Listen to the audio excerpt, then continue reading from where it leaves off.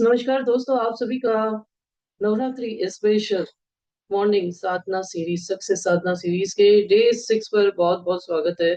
और एक बार फिर से मैं बधाई देना चाहती हूँ कि आप कंसिस्टेंटली अगर इस सीरीज को ज्वाइन कर रहे हैं तो माता रानी आपके बहुत सारे कार्य इजी बना देगी, क्योंकि ये सब सीरीज नहीं है, ये सब सीरीज आपके रिजोल्यूशंस की नहीं है। इस सीरीज में छोटे छोटे पॉइंट्स हम बहुत कुछ सीख रहे हैं, पावर पॉइंट सीख रहे हैं। तो एक बार आपका बहुत बहुत शुक्रिया भी है और आप सभी को बहुत बहुत बधाइयां भी हैं। राइट। अब एक प्रश्न मैं आपसे पूछना चाहती हूँ कि कितने लोगों की डील लास्ट मोमेंट में टूट जाती है? Can you right in chat box? आप में से कितने लोग हैं जो क्लाइंट से मिलते हैं और कभी कभी आपकी डील जो है लास्ट मोमेंट में टूट जाती है? क्या आप लिख सकते हैं? ऐसा होता है क्या आपके साथ? ऐसा होता है? Yes, no? Okay, yes. So कबूल इसीलिए करवा रही हूँ क्योंकि यदि आपको लगता है कि ऐसा मेरे साथ ही होता है तो ये कोई नई बात नहीं है। Nothing is new under the sun. है ना? इस दुनिया में जो कुछ भी हो रहा है वो सब आप ही के साथ हो रहा है, ऐसा नहीं है। ऐसा सभी के साथ होता है। तो आज का जो हमारा रेजोल्यूशन है ये इससे रिलेटेड ही है। लेकिन इसके पीछे की हकीकत क्या आपको पता है? क्लाइंट नो नहीं बोलता, क्लाइंट कंफ्यूजन में होता है। और आज हम सीखेंगे कैसे ऑब्जेक्शन को हैंडल करके डील क्लोज करें। राइट। एक चीज हमेशा याद रखिएगा, यदि क्लाइंट डायरेक्टली नो बोलता है तो उस क्लाइंट को छोड़ दे। अगर आपको ऐसा लगता है ना कि क्लाइंट के पीछे मेहनत भी कब करनी चाहिए, लेकिन क्लाइंट ऑब्जेक्शन उठा रहा है, यानी समझो क्लाइंट को कहीं ना कहीं इंटरेस्ट तो है। Right. So objection is equal to interest, ये चीज हमेशा याद रखिएगा। सो अगर क्लाइंट सवाल पूछ रहा है तो वो इंटरेस्टेड है। राइट।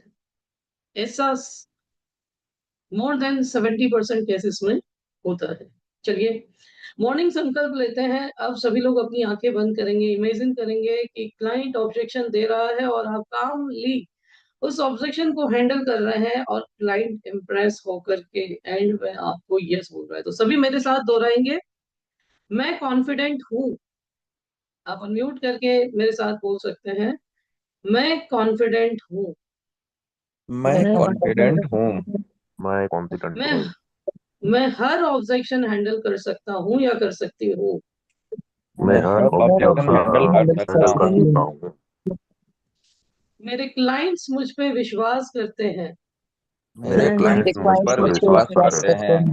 करते हैं। हैं। मैं मेरी सभी डील्स अच्छे से क्लोज करती हूँ या करता हूँ। मैं मैं मेरी मेरी सभी सभी लीड्स व्यवस्था अच्छे से से क्लोज क्लोज करती करता हूँ। हूँ। याद रखिए, एक सेंटेंस लिख लीजिए, calm mind is equal to strong closing. Calm mind is equal to calm close mind activities, calm mind calm mind is equal to strong closing. यानी जब भी आपका क्लाइंट आपसे बात करता है या ऑब्जेक्शन उठाता है तो आपको अपना दिमाग ठंडा रख करके सोच समझ करके आंसर देना है। और इसके लिए मैंने आप सभी को बताया, ऑब्जेक्शन सीरीज भी स्टार्ट की है यूट्यूब पे। ठीक है। हर वीक एक एक ऑब्जेक्शन के वीडियो 3 लैंग्वेज में आने लगेंगे उसके लिए। चलिए आज के रिजोल्यूशन लिखते हैं। आई होप आप सभी लोग अपनी डायरी के साथ रेडी होंगे। राइट। सो पहला रिजोल्यूशन हमारी हेल्थ के लिए, पहला रेजोल्यूशन हमारी हेल्थ के लिए। आप सभी लोग अपनी अपनी डायरी में रेजोल्यूशंस लिखेंगे कि I am fit and fine, I am healthy. मैं तो हेल्दी हुई, मेरा परिवार, मेरा सोसाइटी, मेरा देश भी हेल्दी है। हर कोई हेल्दी है। अच्छा, हम आज स्पेशल थिंग भी करेंगे।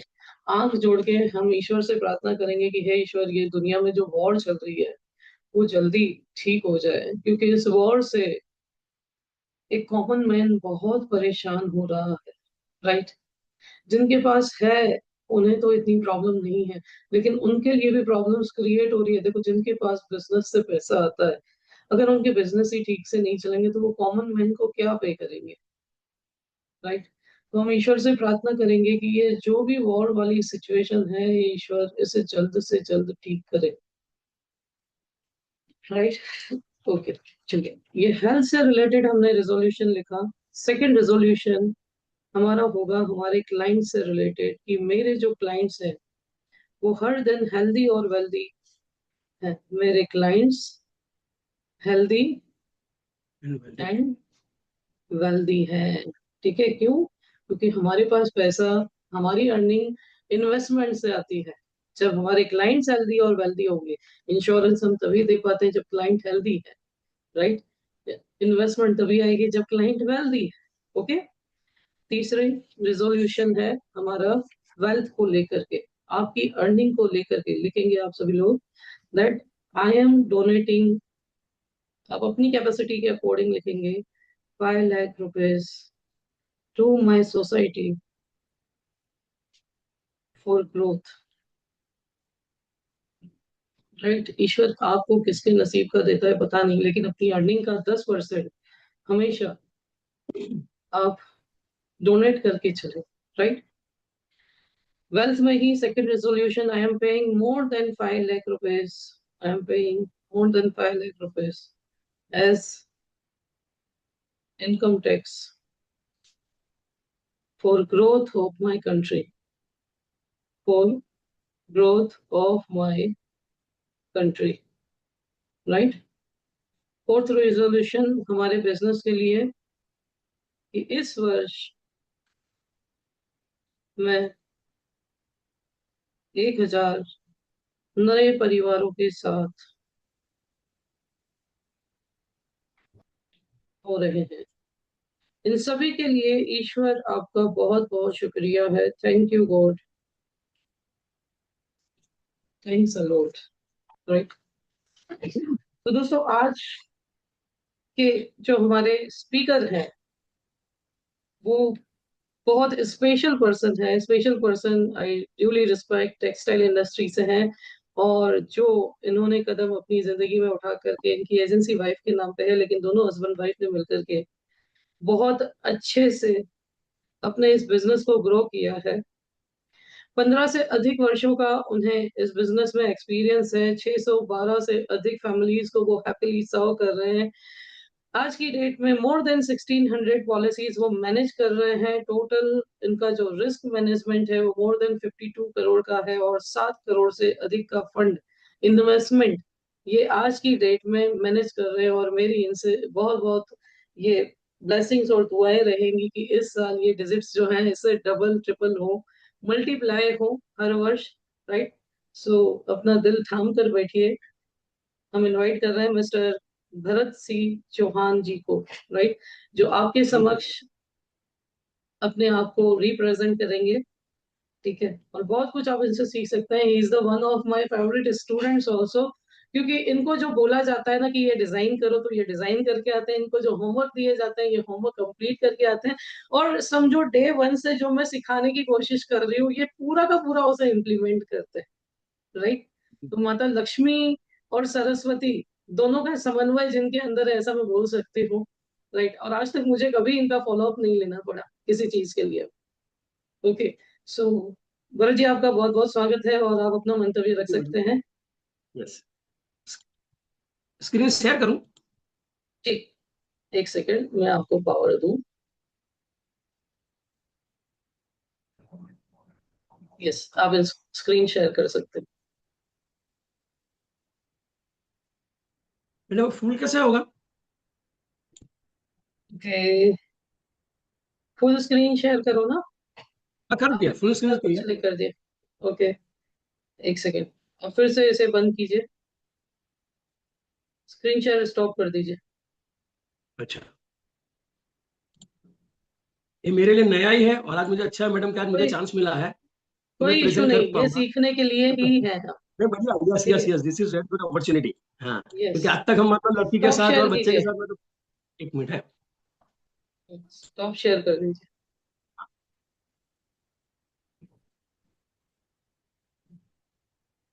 यस, यस कीजिए।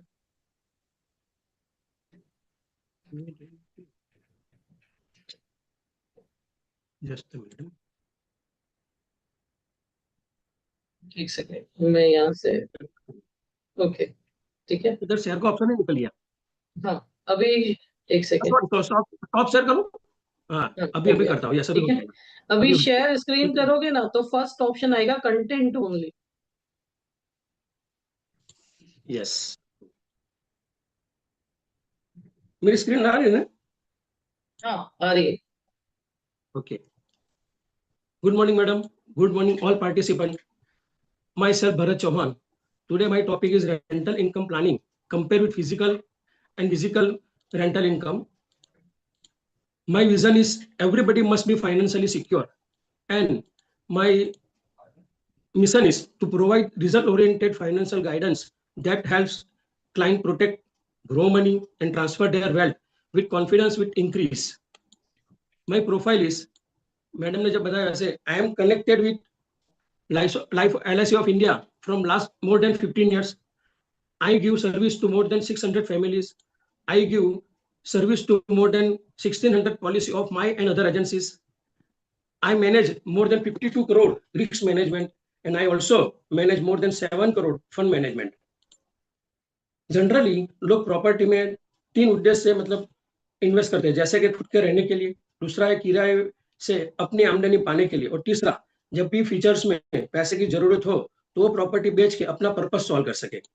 जनरली प्रॉपर्टी में इन्वेस्ट करने का मेन मतलब ये भी होता है, दे बिलीव कि मेरा जो इन्वेस्टमेंट है वो सेफ एंड सिक्योर है। लेकिन आज के जमाने में वो चीज गलत भी हो सकती है, क्योंकि कभी कभी हम न्यूज़पेपर में देखते हैं कि कहीं कहीं लोग इसमें फंस भी जाते हैं। Second thing, appreciation on future. लोग मानते हैं कि जब मैं इन्वेस्टमेंट करूंगा तो मुझे एप्रिसिएशन मिलने वाला है, हो सकता है after 10 years it may be 3 times 4 times.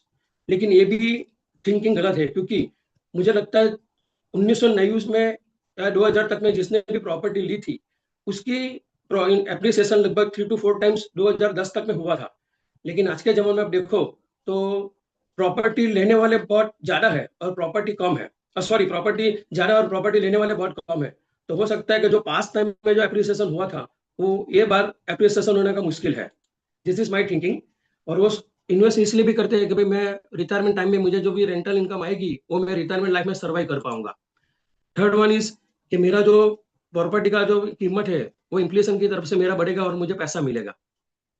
कई लोग ऐसा भी इन्वेस्ट कर रहे हैं कि मुझे वीकेंड में, जैसे कि मानो कि कोई भी आदमी घूमने जाएंगे, चलो सापुतारा कहीं भी गए तो उसको उसमें पैसा ज्यादा लगता है, तो वो सोचता है वीकेंड के लिए पिकनिक के लिए भी कई लोग अपना प्रॉपर्टी में इंटर अपने इन्वेस्ट करते हैं, और फ्यूचर तो फैमिली के लिए है ही वो।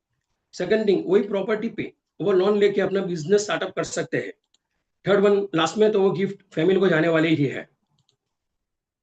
लेकिन आज के जमाने में लोग फिजिकल प्रॉपर्टी से छोड़ के digital property peace of mind के लिए बहुत सारे डाइवर्ट हो रहे हैं, क्योंकि फिजिकल प्रॉपर्टी में आपको पता है कि डाउन पेमेंट प्लस ईएमआई, जैसे मानो किसी के पास पूरा फुल पेमेंट नहीं है तो डाउन पेमेंट लेके ईएमआई करके भी प्रॉपर्टी परचेस कर सकता है, या जिसके पास फुल पेमेंट है वो फुल पेमेंट लेके फिजिकल प्रॉपर्टी परचेस कर सकते हैं। सेम वैसे ही डिजिटल प्रॉपर्टी में भी डाउन पेमेंट प्लस ईएमआई अथवा फुल पेमेंट करके डिजिटल प्रॉपर्टी का एंजॉय ले सकते हैं, और ये अपना safe simple and profitable digital property investment है।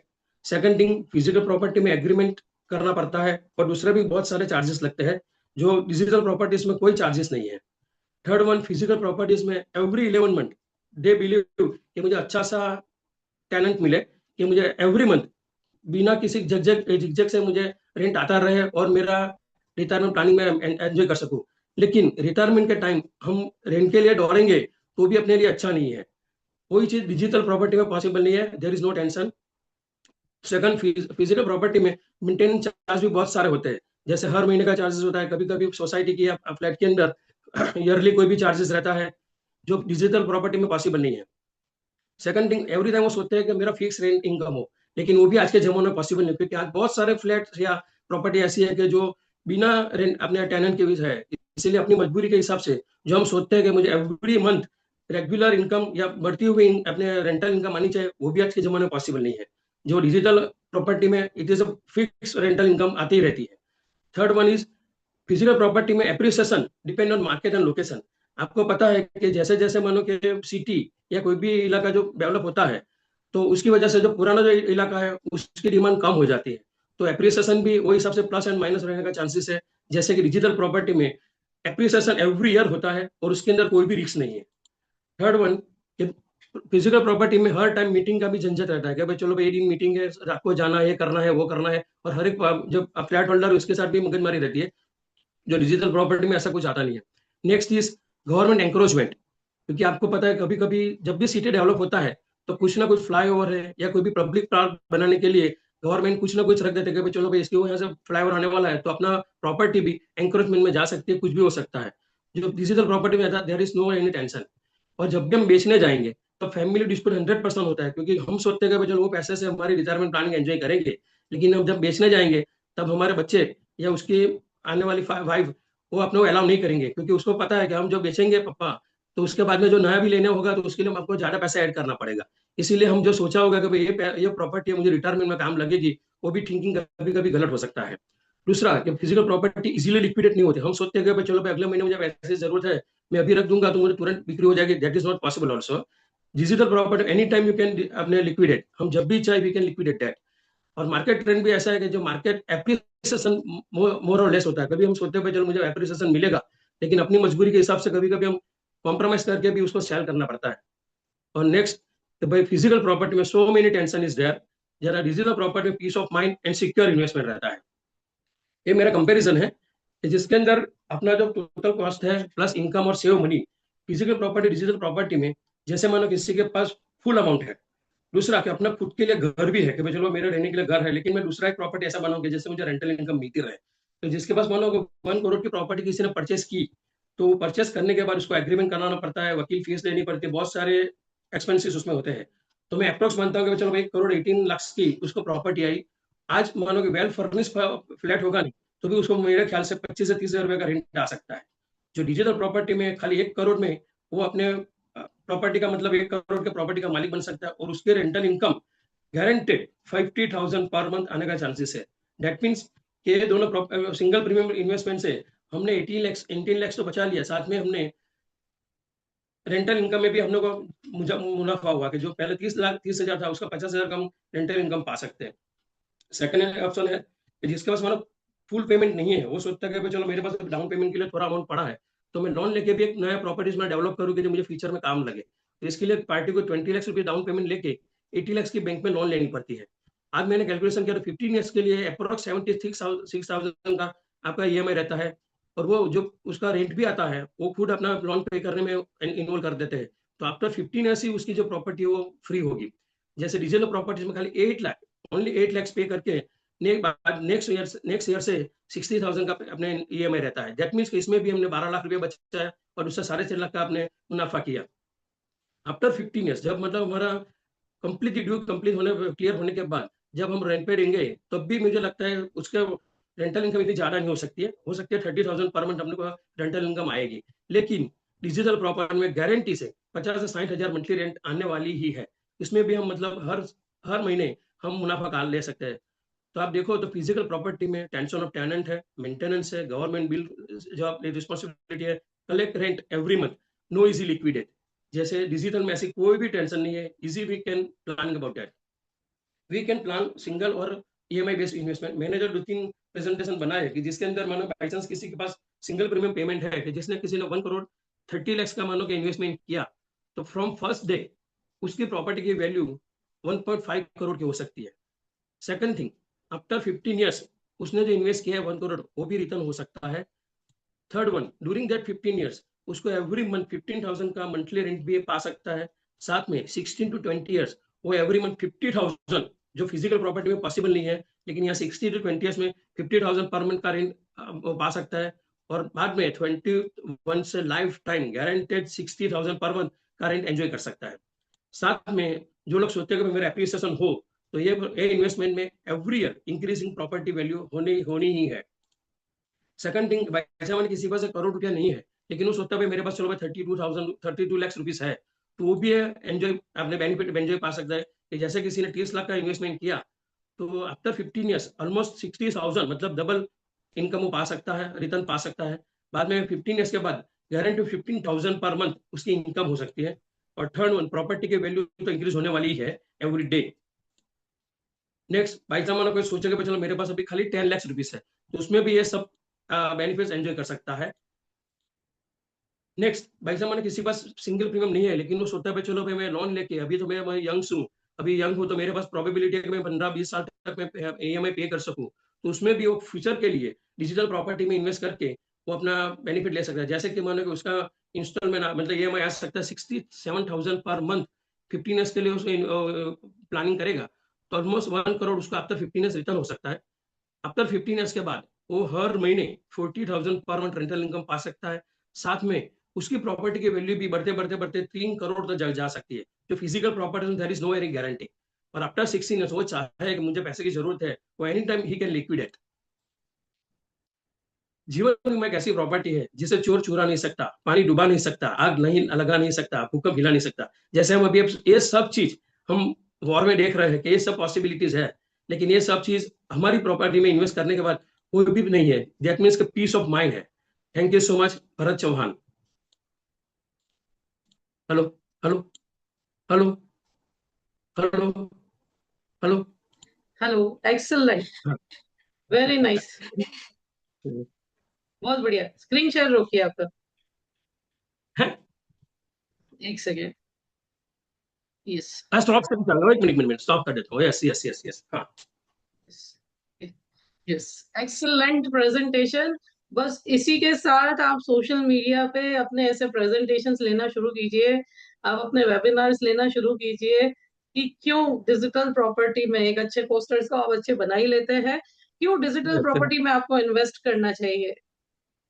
आपने एक बात नोट की, इन्होंने 90 डेज सीरीज का भी कॉम्बिनेशन संभाल के रखा था प्रॉपर्टी का। इन्होंने हाँ अभी जो कॉम्बिनेशंस में मैंने प्रॉपर्टी रिसेंटली सिखाई थी वो भी संभाल के रखा था, राइट। और सबको बहुत अच्छे से यूटिलाइज किया।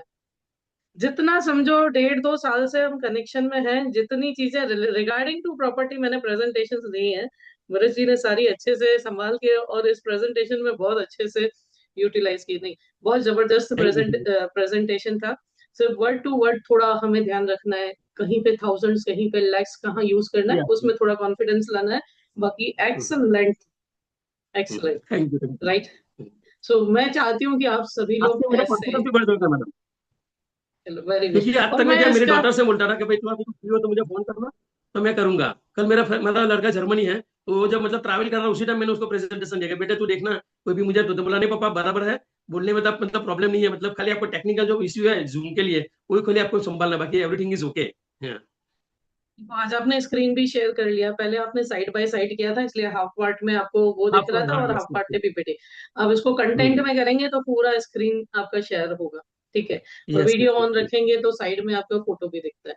सो एक्सेलेंट प्रेजेंटेशन थी मेरे हिसाब से। अब आपको ऐसे ही अलग अलग, और इस साल जैसे फाइनेंशियल डॉक्टर में मैं आपको नीश स्पेशलाइजेशन में टॉपिक्स भी दूंगी, इवन ओके ओके। पीपीटीज भी बना के दूंगी और टॉपिक्स भी दूंगी। आप सभी लोगों को सिर्फ उस पर जाके वेबिनार करने हैं, लोगों को इनवाइट करना है। ना भी आए तो जैसे अभी मैं रिकॉर्ड करके अपलोड कर देती हूँ यूट्यूब पे या फेसबुक पे, राइट। फेसबुक पे तो कम डालती हूँ, यूट्यूब पे ज्यादा डालती हूँ, तो आप उस पे अपलोड करके अपने क्लाइंट्स को भेज सकते हो।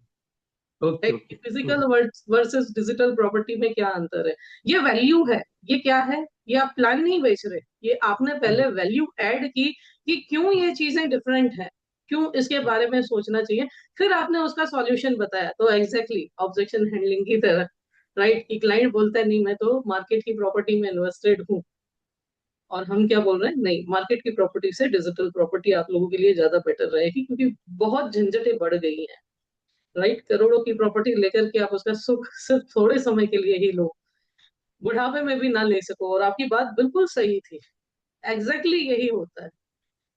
आप अपने नेक्स्ट जनरेशन से फिर कॉम्पीट नहीं कर सकते हो, नहीं तो आपके घर में संघर्ष, बहुत सारे क्लेश हो जाते जरूर हैं, बताओ। राइट। चलिए, thank you so much Bharat ji, और wish you very all the thank you best madam. आपके आगे के करियर के लिए। चलिए आइए उसका भी मैं पावर दूंगा, why point. Saving is important. मैंने बनाया हुआ है ऑलरेडी, मैं सबको सब बताता हूँ। वाई सेविंग इज इम्पोर्टेंट मैं समझाऊंगा कि न्यू वेरी जो गुड, कमर होगा उसको भी पता चलेगा फिर कैसे मुझे प्रेजेंस स्टार्ट करना है, जैसे आप बता रहे हो वैसे ही सेम। बिल्कुल, बहुत अच्छे बहुत अच्छे। एक दिन फिर से आपका लेंगे हम सेशन श्योर इसी श्योर सीरीज श्योर। में, ठीक है। सो यस, तो हम सीख रहे थे पावर पॉइंट प्रेजेंटेशन, आगे बढ़ते हैं आज पावर पॉइंट प्रेजेंटेशन में। So you can see on the screen, हमने फाइल मेनू सीख लिया था, हम अब इंसर्ट मेनू पे थे, ठीक है। इंसर्ट मेनू पे भी मैंने आपको कल पिक्चर्स कैसे डालनी है ये सब सिखाया था, ठीक है। फिर इंसर्ट मेनू में इलस्ट्रेशंस भी हैं, जैसे मैं यहाँ पे न्यू स्लाइड ले लेती हूँ, ठीक है। इंसर्ट मेनू में गई, ये न्यू स्लाइड मैंने यहाँ से सिलेक्ट की, मुझे शेप्स यहाँ पे ऐड करने हैं तो आप यहाँ से शेप्स भी ऐड कर सकते हैं, ठीक है। सिलेक्ट किया आपने, इसे ड्रॉ कर दिया, ओके। फिर ये शेप से रिलेटेड आउटलाइन कैसी होनी चाहिए, है ना, ये सब अलाइनमेंट कैसा होना चाहिए, ये उससे रिलेटेड आ जाएगा। आपको शेप एडिट करना है, आपको शेप के अंदर टेक्स्ट बॉक्स डालना है, तो आप उसने टेक्स्ट बॉक्स डाल दिया, ठीक है। फिर इस टेक्स्ट बॉक्स को, ठीक है, तो ये सब यहाँ पे आपने ऐड कर दिया, ओके। तो आप इंसर्ट में जाकर के, वैसे ही आपको आइकॉन्स ऐड करना है तो आप आइकॉन्स भी ऐड कर सकते हैं डायरेक्टली। यहाँ पे मेनू आ जाएंगे, मान लो अब ये मुझे ये वाला आइकन चाहिए, तो मैंने ये आइकन ऐड कर दिया, तो ये देखो आइकन आ गया, ओके। इस आइकन का कलर चेंज करना है, इस आइकन का कलर चेंज कर देते हैं, ठीक है। इसका आउटलाइन चेंज करना है, आउटलाइन ब्लैक देना है, आउटलाइन चेंज हो गया, ठीक है। ग्राफिक इफेक्ट, रिफ्लेक्शन देना है इसका, इसका रिफ्लेक्शन आ गया, देखो नीचे रिफ्लेक्शन दिख रहा है ना, ये डबल स्माइली दिख रही है। कभी कभी आप देखते हैं ना प्रेजेंटेशन में रिफ्लेक्शंस भी आ रहे हैं, तो ये ग्राफिक इफेक्ट से आएगा। रिफ्लेक्शन में मान लो आपको ये वाला रिफ्लेक्शन चाहिए या ये वाला रिफ्लेक्शन चाहिए, तो डिफरेंट डिफरेंट रिफ्लेक्शन आप देख सकते हो, नीचे आपको रिफ्लेक्शन दिखाई दे रहा होगा, ठीक है। तो ये यहाँ से भी आप डायरेक्टली चूज कर सकते हो, ओके। यहाँ पे भी अलग अलग पैटर्न दी हुई है, ये करोगे यानी इसके अंदर के कलर्स चले जाएंगे, ठीक है, ट्रांसपेरेंट टाइप के आ जाएंगे, ओके। चलिए, देन आफ्टर इंसर्ट में ही आप गए, आपको स्मार्ट आर्ट चाहिए, आप स्मार्ट आर्ट भी डाल सकते हो। कभी कभी आपको चार्ट्स बनाने होते हैं, ठीक है, जैसे मैंने अभी कॉम्बिनेशन कभी मेरे को सिखाना है, ठीक है, तो मैं बोलती हूँ इसमें 733 प्लान है, इसमें 771 प्लान है, यानी रेडीमेड आपको ये चार्ट्स मिल जाएंगे, ठीक है। देन आफ्टर इसमें 745 प्लान है, ओके। तो ये आप बंद करो, देखो ये पूरा आपका रेडी है, ओके।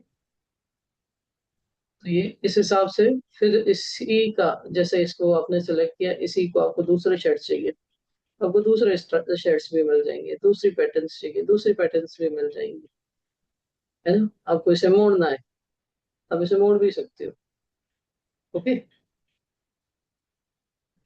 तो ये अलग अलग पैटर्न्स आप यहाँ से सेट कर सकते हो, ठीक है। देन आफ्टर ये 3D मॉडल्स हैं, 3D मॉडल्स आप यहाँ स्टॉक से भी ले सकते हैं, या आपके डिवाइस में कोई है, ये देखो ये 3D मॉडल्स यहाँ पे दिए हुए हैं। ये टॉयज का सेक्शन है, मान लो ये माइक्रोस्कोप लेना है मुझे, ये माइक्रोस्कोप मैंने ले लिया, ठीक है।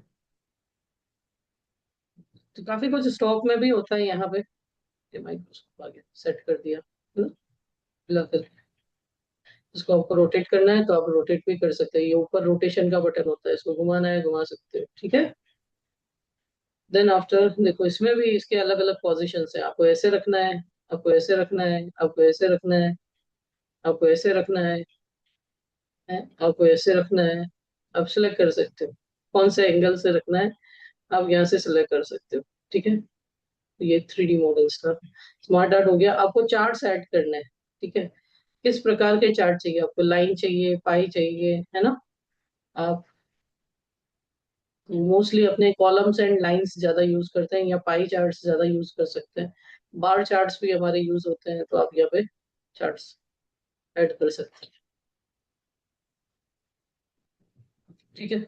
अब उसमें आपको ये डेटा पूछेगा कि सीरीज 1 में कितना है, सीरीज 2 में कितना है, चलो यही मैंने दे दिया, ठीक है। सीरीज 1, सीरीज 2, सीरीज 3, सीरीज 4, ये आपने दे दिया, ठीक है। यानी आपका जो भी डेटा है आपने उसमें सेट कर दिया इसके अकॉर्डिंग, है ना। तो उसके अकॉर्डिंग आपको चार्ट डिजाइन, अब मैंने इसको मान लो 6 कर दिया, तो ये इसके अकॉर्डिंग को सेव कर दो, सेव करके निकालोगे तो ये देखो बढ़ गया, 6 हो गया। तो इसके अकॉर्डिंग इसको यहाँ से कट करते हैं, नई स्लाइड में लेते हैं, इंसर्ट में जाके न्यू स्लाइड ली और यहाँ पे इसको पेस्ट करते हैं, है ना। जैसे ही आप इस पे जाओगे, ठीक है, आपको प्लस करना है, माइनस करना है, आपको कैसा लुक देना है, आप वो भी यहाँ से सिलेक्ट कर सकते हो, ठीक है। आपको कुछ फिल्टर करना है ना। अब जैसे इस पे राइट क्लिक करोगे, आपको एडिट डेटा का ऑप्शन आएगा और आप एडिट डेटा में जाकर के इसे चेंज भी कर सकते हो, राइट। अब ये जैसे मेरे को सीरीज कैटेगरी 1 में सीरीज 1 जो थी, ओके, इसे मुझे 7 कर देना है, तो ये देखो 7 हो गई, बढ़िया, राइट। तो आप अपना डेटा यहाँ से एडिट करके चार्ट अकॉर्डिंगली डिजाइन कर सकते हो, ओके, क्लियर इतना। मेरे इधर यहाँ से भी एडिट डेटा है, सिलेक्ट डेटा का भी ऑप्शन है, चेंज चार्ट टाइप, मान लो यही चार्ट मुझे ऐसे नहीं चाहिए, मुझे लाइन वाइज चाहिए, तो ये लाइन वाइज आ गया, ओके। यही चार्ट मुझे मान लो ऐसा नहीं चाहिए, मुझे पाई चार्ट चाहिए, ओके, ओके कर दिया, तो ये पाई चार्ट आ गया, ओके, क्लियर। तो ऐसे आप यहाँ से चार्ट भी इंसर्ट कर सकते हो, ओके। मान लो आपको समरी जूम करनी है, तो ये सारी स्लाइड्स इंसर्ट मेन्यू में ही ये सारी समरी आ जाएगी, ठीक है। देन आफ्टर जूम पे आपने सेलेक्ट किया, सेक्शन जूम करना है, तो यहाँ पे अगर मैंने बताया था कि आप सेक्शंस भी बना सकते हो, तो ये सेक्शंस जूम करके आपको दिखाएगा। देन आफ्टर यहाँ पे स्लाइड जूम करनी है, तो यहाँ पे जितनी भी स्लाइड्स हैं वो सारी आपको, मान लो सिलेक्ट किया आपने, ये स्लाइड मुझे जूम करनी है, तो ये स्लाइड आपने यहाँ पे ऐड कर दी, ठीक है। जो स्लाइड आप सिलेक्ट करोगे वो स्लाइड यहाँ पे ऐड हो जाएगी, ठीक है। कहाँ से, ये जूम से, है ना। पूरा सेक्शन अगर जूम करना है तो पूरा सेक्शन भी आप उस सेक्शन में एक ही है, तो ये आपने, यानी one type of picture in picture का वर्क आपके लिए करेगा, ठीक है, ओके। अब इसके बाद मान लो आपने लिंक ऐड करनी है, तो आप लिंक भी यहाँ पे ऐड कर सकते हैं, ये लिंक है, लिंक का ऑप्शन है। मान लो आपने कोई लिंक यहाँ पे डालनी है, लिंक की एड्रेस आपको डालनी होगी, ठीक है। मान लो मैं यहाँ पे डालती हूँ रुद्र फिंसा हब या www.rising-advisors-academy,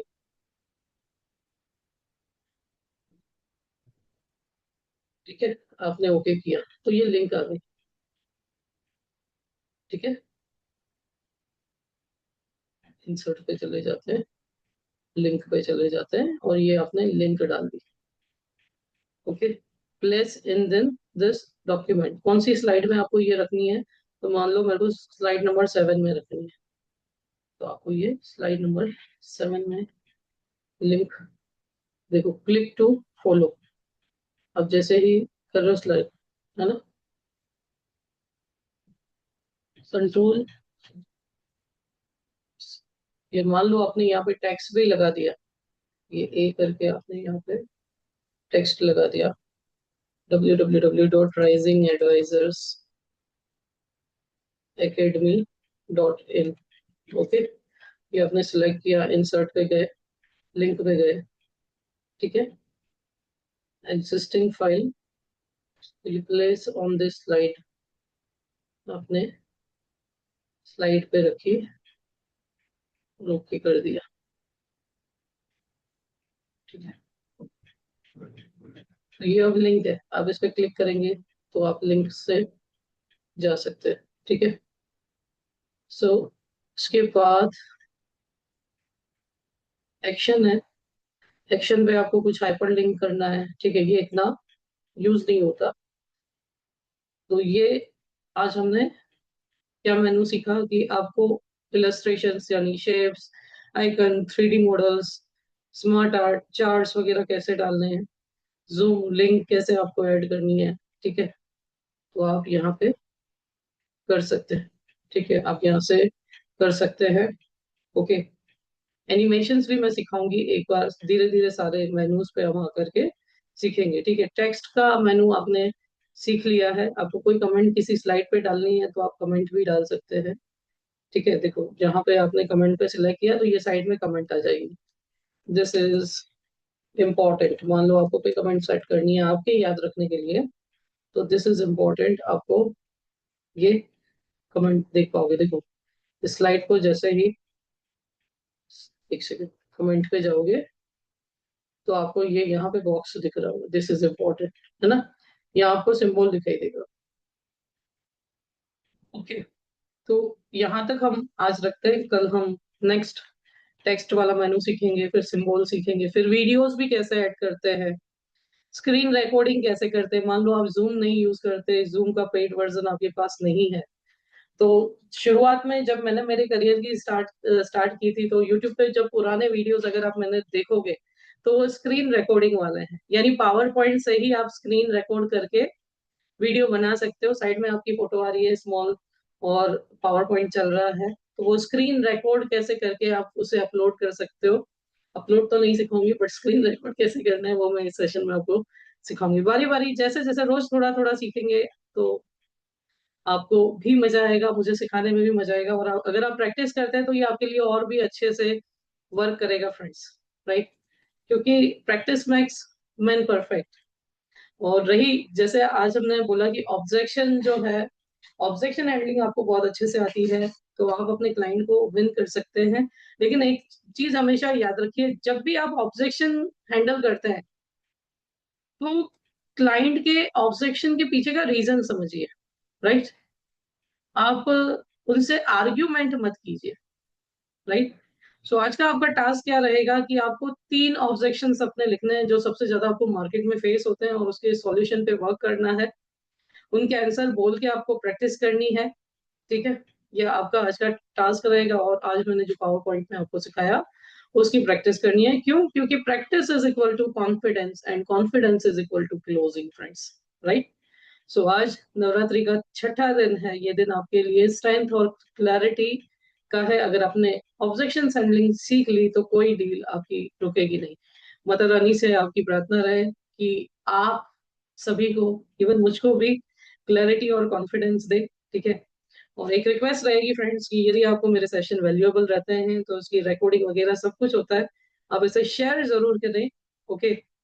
और डिस्क्रिप्शन में, जो लोग यूट्यूब पे देख रहे हैं, डिस्क्रिप्शन में हमारी कम्युनिटी है, आप कम्युनिटी एडवाइजर कम्युनिटी को ज्वाइन कर सकते हैं, जिसमें एवरीडे आपको लिंक्स एंड अपडेट्स, सिर्फ लिंक्स एंड अपडेट्स नहीं मिलती, आपको बहुत कुछ मिलता है। रोज के 2 दिन पोस्टर्स भी मिल जाते हैं, मान लो आपको कहीं पे शेयर करना है, वैल्यूएबल कंटेंट्स भी मिल जाते हैं।